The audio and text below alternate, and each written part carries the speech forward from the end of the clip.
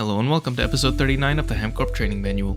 In this episode, we stopped to make a short but very much needed infrastructure expansion. We finally switched to wireless EU with Dreamlinks and set up the next tier of plasma turbine. Mark IV fusion is done. I think I'm going to set this up before I do anything else because I know I'm going to need a ton of borealic concentrate, so I'm just going to get this going. Fun fact. This thing is actually the same size as the aux, it just doesn't have the auxiliary rings. Looking at the preview, I thought it was the same size as these little donuts, but it's actually bigger. This is a very suspiciously shaped set of fusion rings. Anyway, I made a ton of purpura blocks by mistake because of a recipe conflict, so this will be my new end area block. And I'm gonna set up the voidic lines over here. I'll be right back. But first, let's quickly go through the flowchart. It's actually pretty straightforward. So I get my voidic excretions, cyclonic sift them. I get vibrant, tempered, and lethargic voidic slurry, which get manifold centrifuged into alpha, beta, and gamma state void sludge dust, and delta, epsilon, and zeta state void sludge dust. These all get centrifuged into alpha, beta, gamma, delta, epsilon, zeta state void residue, which are combined in an injection mixer to make two things. So the alpha, beta, and gamma get combined to make order-centric void, and the delta, epsilon, zeta get combined to make chaos-centric void. I also get voidic waste residue, which gets manifold centrifuged to make rhenium dust and some other garbage. I've decided to make the chaos and order-centric voids the endpoint here. There is actually more I can do. I made it the endpoint because then I can do this fusion recipe on demand to make paradox plasma, which is used for chaotic alloy, as well as Onderblux alloy, those are names. But these voids are also used in a Draconic infusion recipe, or a couple of Draconic infusion recipes, to make Caliblux dust, Rexus dust, and Zeproda dust.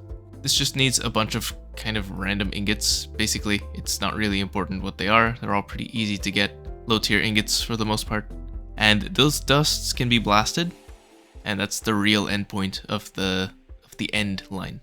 So the four main things I get are Caliblux, Rexus, Zeproda, and Rhenium.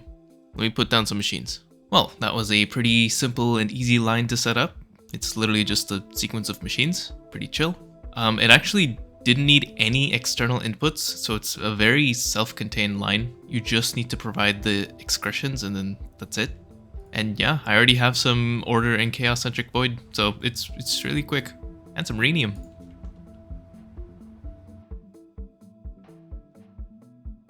Up next, the next tier of neutron reflector casing, tier 6. I guess this should be Draconic, the Draconic neutron reflector casing. Expected materials over here, including Draconic neutron reflectors, which need two new alloys. So there's Renate W with rose gold, tungsten, rhenium, neutronium, neodymium, and tin plasma, and Mithrotite carbide steel, which is made with mithril, tungsten carbide, samarium iron arsenic oxide, watertight steel, and canthal, and iron plasma. Horrid recipe time. Jesus. Yuck. I should start making these ascendant catalysts to help out. These need nanium. Okay. Not too bad, actually. I can also make substellar infernal concentrate now by mixing superheated infernal concentrate with borealic concentrate. And this gets turned into Emberheart nectar, which is the next tier of fuel. This stuff can also be destabilized into core fire nectar, which I believe is currently the highest tier Hellforge fuel. So these two lines I don't think are actually possible yet because this doesn't have a recipe.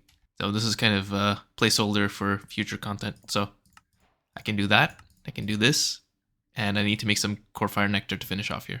Once I have some Emberheart, I can make some Draconialium. The chemical formula spells out dragon, which is pretty cool.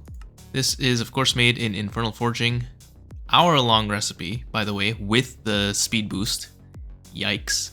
But it makes a whole, 322 ingots at a time, so it's still, pretty bad. It's like an ingot per 10 seconds or something.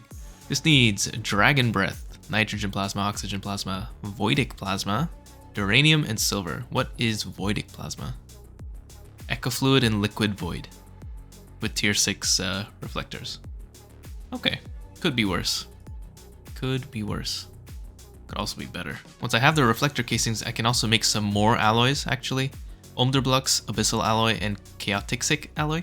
These are all just more Hellforge recipes, basically. I don't think there's anything super interesting here. It uses the new materials that I've isolated from the voidic lines. But these are needed to enter UIV, which might happen today. I don't know. We'll see. First, reflector casings. Cool. And cool. Now I can make voidic plasma. I can make a bunch of stuff. In fact, I kind of already queued up a bunch of things, and it's all just waiting on Prion plasma, Paradox plasma, voidic plasma. And yeah, I'm also making another Mark IV fusion reactor. I probably will need quite a few more because the Oxes can't do these high tier recipes, so I still need to do a little bit of Mark IV spam, at least until I get Ox 2. I'm gonna make the different UIV alloys. I'm gonna make Draconic, and I think I will actually be entering UIV today. How about a quick look at the machine hull? Chaotic alloy and polonium bismide cables. Painful, painful, very painful. The energy hatch is actually really easy though. I just need the ultra immense voltage coils. These need Renate W, Sapolgium, Nianium, and Superstate Helium 3. So it's actually kind of trivial to make the UIV energy hatch. Let's also look at the UIV parts. Typically, I'm gonna need Omderblux, polonium bismide, Chaotic alloy, Saproda, Abyssal alloy, Nianium, Draconic cat eyes? Wait, what is this supposed to be? Cat? I feel like it's supposed to be cat eye, but it says like set eye or cat eye. I don't know. I'm gonna call it cat eye because it kind of looks like a cat eye. Calamatium, which I feel like I haven't seen in a while. And kind of nothing special beyond that, actually. So it's all materials that I'm able to make right now. I do, of course, have to scan all the UEV parts. Oh boy. Let's take a look at this Draconic cat eye, though. I need Dragon Breath, quite a bit of it. Hellish Stars, Draconic, Draconic Scales, Draconic Stem Cells, Abyssal Alloy, and ZPM Sensors. Okay, not too bad. These are also needed to make the Abyssal Catalyst, so I'll be able to do that as well.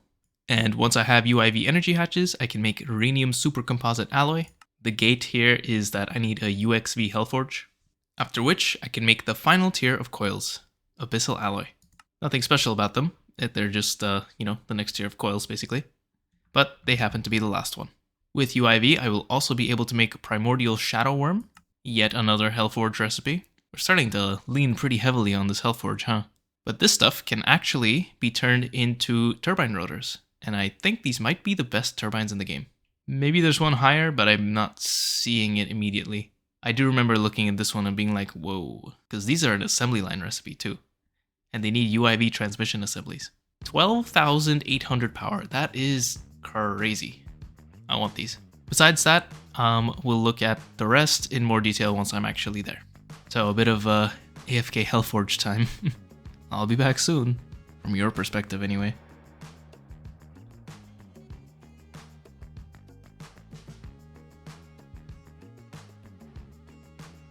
And that is the UIV energy hatch. This was slightly annoying to make because the UIV coils are a UIV recipe, but the component part hub only accepts one energy hatch, and I tore down my component part assemblies, so I had to put one back up, do this craft, and only then was I able to make the energy hatch. And now I've been confronted with a painful reality. There is no UIV converter, which means I am being forced to stop using this, which I should have done probably like 2 voltage ages ago. We already started on that, remember? I placed this thing. I need to place some more, and I need to rewire the whole base. So I'll see you soon, or not. As part of my rewiring efforts, I think I'm also going to use this as an excuse to make the next tier of plasma turbines, the Niensane plasma turbines. The only thing gating me right now is the Rhenium Supercomposite Alloy, which, like I mentioned before, is a UXV Infernal Forging recipe. But there is a way I can still use my FluxNet just a little bit longer, and that is with a transformer. So I get UEV power from the flux point, and then I transform it up into UIV, and then I feed that into 2 UIV energy hatches to get UXV. So I'm gonna do that, I think, just to get a little bit of Rhenium Supercomposite, and then I'll make my NPTs. Alright, it has been a while and a half. I got my 16 NPTs here in this crate. I've also made my first stack and a half of Abyssal Alloy coils, And I've made an Abyssal Acrariatic Stabilizer, the AAS. This is needed for making lepton-dense aquarium, which can be turned into Utopian aquarium, but I can also make tiny piles of lepton-resonant thallium antimonide dust. This stuff is very important because the ingots are used to make wire, to make cable, to make UIV to UXV transformers. And these are important because they go into the multi-amp hatches. I started work on making the whole Dreamlink stuff, but to go past the 4 amp Dreamlink energy hatch, or even to make the 4 amp Dreamlink energy hatch, I need a 4 amp energy hatch, which needs the transformer, which needs lepton resonant thallium antimonide. So without making this stuff, I will be restricted to 2 amp UIV energy hatches, which are not enough. So I just need to quickly set up this line, which I'm gonna pattern most likely, at least after the lepton dense. So starting at this step, I'll be patterning it. But I'm gonna have to rework my aquarium line so that I do this lepton dense stuff instead, because it is also just better, and I need to. And once that's done, I actually finished this whole page. These quests are not completable. I'm just gonna mark them as complete anyway. And then that'll be 4 out of 5 processing line pages fully complete. That's pretty crazy. After that, I'm gonna make my multi-amps. I'll set up my Dreamlinks, I'll set up my NPTs, I'll set up more fusion, probably, so I can make argon plasma fast enough. And then I'm gonna have so much power, it's gonna feel so good. I also made the turbines, but there's no quest for that. Cool, replaced. Everything's in place now. Things are going. The lepton resonant thallium antimonide is being stored in this chest, and we are ballin'. Alright, this took a horribly long amount of time to complete because I made a bunch of 4000 amp UEV laser source and target hatches, so it's literally been like a day and a half since the last clip. But everything is now hooked up. I just need to bring an AE2 connection over and start burning plasma. I find the math for the large plasma turbines somewhat confusing or unclear, I guess. I don't know exactly what the equation is, and I can only really guess at it. So I've decided not to do math here. I'm just gonna chuck in some plasma, see how much it consumes, and then based on that, I will scale up my plasma generation until I have enough. I also noticed a couple of bottlenecks around the base while I was doing this. The component part hub is a major one, so I'm going to make a few more of that. The CQCs are another, which makes sense. I only have one of each, one for each type. I will probably double or maybe triple the number over here. And also the alloy blast melters. I still have regular ABSs and CATs, which is not good. Quite a while ago, I was able to make the hams, and I should. This is HamCorp after all, so.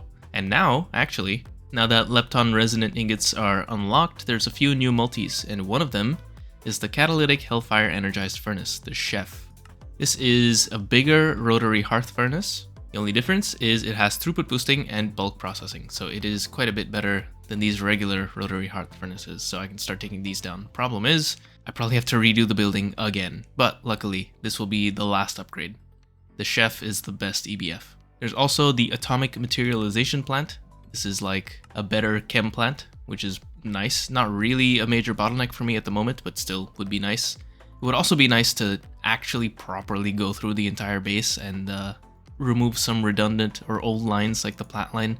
I still use this like CubeJS multi-plat line, by the way. Insane. And there's also the true synthesis array. This is a better advanced synthesis plant, but it's also a supreme chemistry synthesis multi, the only one. This is just another level of chemistry synthesis. I don't really understand why there's a difference, but there is. Probably just to force me to need this. But this is needed for Riftic concentrate and some other stuff later on. And finally, the Abyssal Isolation Chamber. This is the true abyss. It's basically a clean room. Instead of giving machines cleanliness, it gives them the true abyss, which I have seen in a couple recipes here and there, so that is one more thing I can work on. First things first though, I need to really get my power situation in order because every time I do a big craft, these get drained in like 10 seconds. This looks like a lot of power. It is not. It is not at all a lot of power. Time for a little bit of infra beefing. Oh my god. 96,000 millibuckets of argon gas per second per NPT. Okay, I need more oxes probably. Maybe? I actually don't know. This, by the way, has the new turbines in them, also UIV rotor holders, configurable maintenance hatch, of course. And yeah, I guess this is the total, 4.8 billion EU per tick each. So 77 billion EU per tick. Goddamn. Alright, it's been another day and a half. You can see my shaders are off because I wanted to show you something that gets all fucked up when shaders are on. So these daydream spires, right? I've connected them up, they're all working.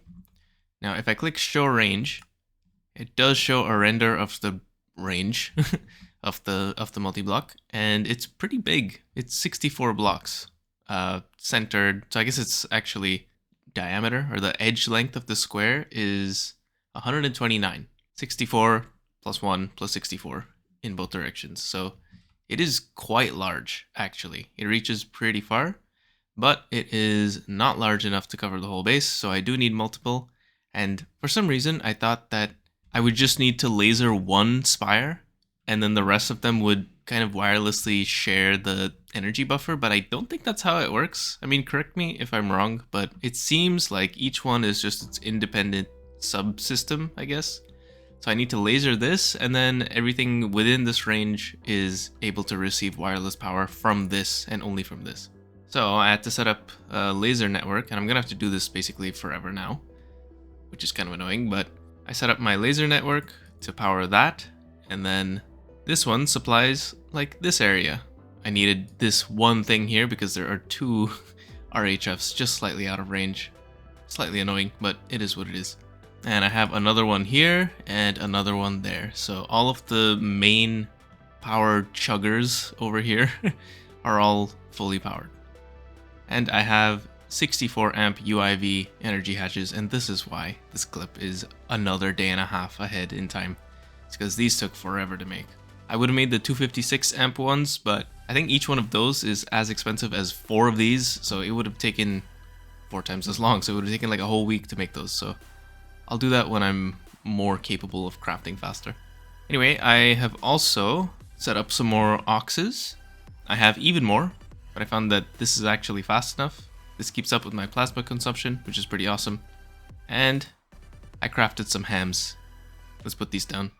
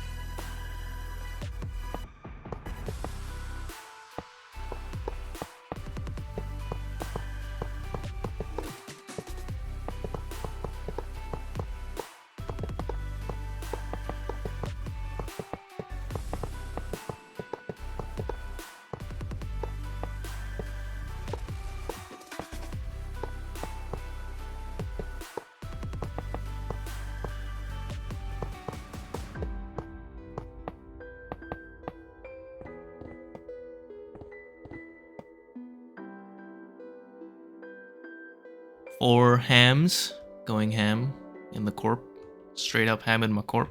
And I also made 4 component part hubs, and I moved them here. I need a few more absolute stabilization modules to finish up, but everything's hooked up and ready to go. I wanted to share a whole leg of this, but it's not possible, sadly. A couple more CQCs have also been placed. Gonna make sure I don't forget to chunk load them. And now I think it's time to continue. I will continue addressing bottlenecks as I see them. Look at that. That's crazy. Thank you for watching this episode of the HamCorp Training Manual. In the next episode, We will continue on with progression, crafting some of the newly unlocked multi-blocks and moving forwards towards the next and final tier of circuits, abyssal circuits. See you next time.